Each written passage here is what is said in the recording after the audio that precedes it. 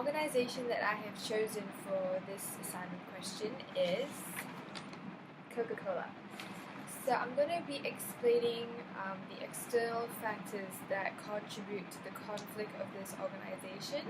I'm going to be listing at least 3 to 4 external factors, and also along the way of this video I have also added citations and the references in either at the bottom of the video, or my references will be added at the end of the video once it's all done. So yeah. So for the first part of the tutorial assignment question, I will be explaining the conflict of the Coca-Cola Company organization. So first I'm going to start with the definition of conflict. What is conflict? It is an expression of disagreement over something important to both sides of a dispute. And then I'm going to move on forward to the Coca-Cola Company's external conflict, and there are 4 main external conflicts that they faced. And number 1 would be the company faced a lot of challenges in some countries as it was trying to globalize. The road to success for this company has never been smooth and easy.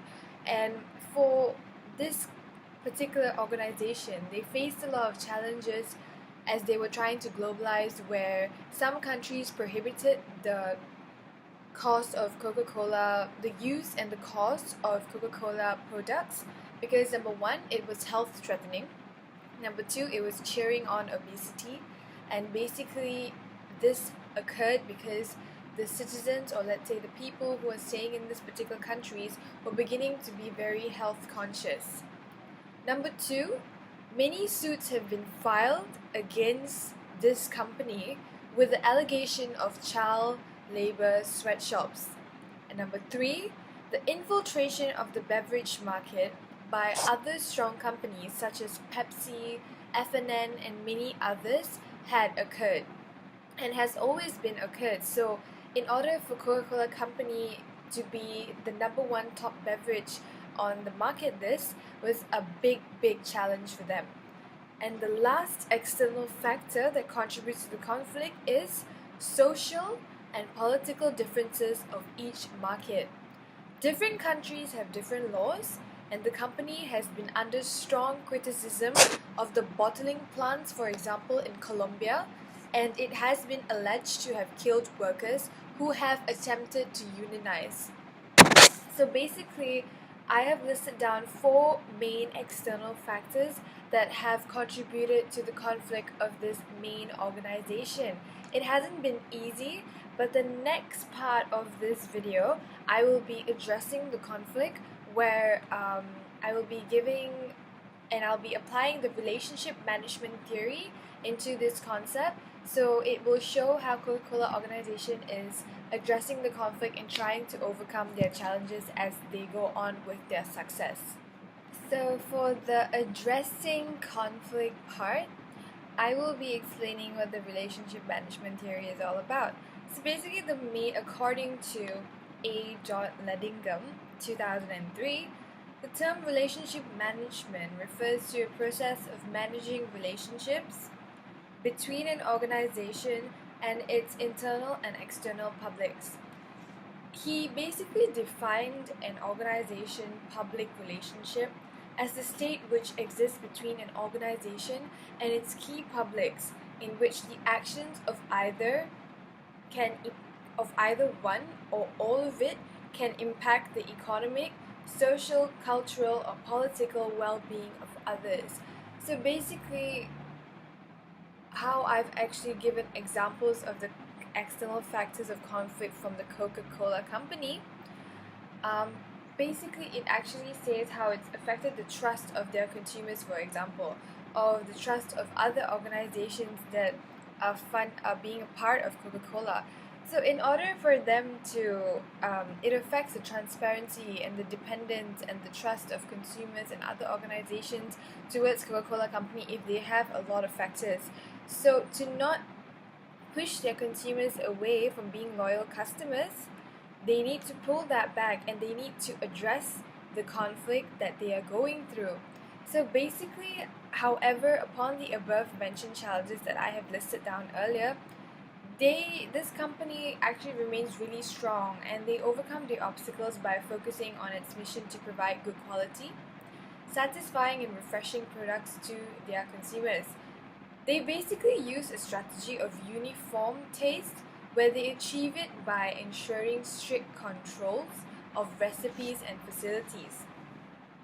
So I'm gonna list down two main factors for as an example of how they get the trust back of their consumers and other organizations in application of the relationship management theory. So basically, number one, like how the first factor I had introduced to earlier, it was talking about how the company faced a lot of challenges because there are a lot of health conscious consumers out there who think that this Coca-Cola and with the intake of its sugar that it includes in all of their drinks, it cheers on obesity, and it also threatens the health of each consumer.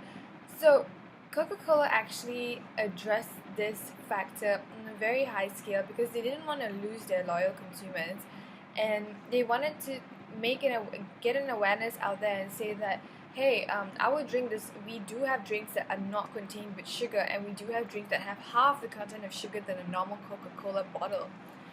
So basically, how they addressed this issue was many diets and low-calorie drinks have been created. For example, recently Coca-Cola C2 was introduced, and it basically tastes the same as Coke, but it has half the content and the value intake of carbohydrate. And then you have the Diet Coke, where it has less sugar, but it's still sweet. But people who, let's say for example, go to the gym and they still want Coke, they can actually get Diet Coke because it doesn't have the exact content of a normal Coke. And then for the people who have diabetes, for example, they can actually drink Coke, but they can actually go ahead and purchase the Coke Zero drink, where there is absolutely no sugar included. So these three products that have been brought across have been actually put out there to make the consumers aware that you don't have to turn away from our products because of its original Coke intake of sugar. We do have products that will suit you, and that's one of the ways that they do overcome this in application with the relationship management theory. Then you have the third factor that I had explained earlier, the infiltration of the beverage market by other strong companies such as Pepsi and many others. So in order for Coca-Cola to be one of the top main beverages that consumers will use in every country, they need to always wow the crowd and wow their consumers and constantly get the consumers interested.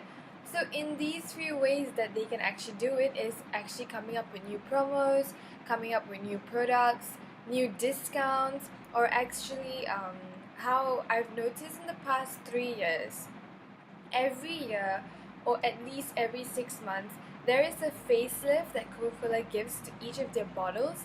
So from like a big bottle, they actually decrease it to a small bottle. So it's like how they give their facelift to bring their customers back and say, hey, we've got a new design in order to entice their customers all the time. So those are the few ways that they actually come out and address this factor so that they can actually compete with other organizations to stay on top. So basically, from all of this whole thing, from this whole tutorial assignment, what I have learned is that every organization goes through challenges. Every organization. There is never a smooth sailing organization without any criticism, without any doubts or assumptions by the outside public world. This is where public relations plays a big part in addressing those conflicts, in addressing those factors to make sure that their organization is transparent so that you get the trust of consumers as they want to buy your product. So basically, this relationship management theory helps organizations to learn how to learn how to manage their organization, to address factors and conflicts. So this tutorial actually has helped me learn that every conflict has a solution, and just because you lose some consumers or customers, you can always get them back by introducing new products or addressing their conflicts and their concerns of the particular product that they do not want to use anymore. There's always a way around to it. So thank you so much, Miss, for watching this video, and I do hope that I have explained well enough and in detail, and also I hope that I have hit every area of this assignment. Thank you so much and have a good day, Miss. Bye bye.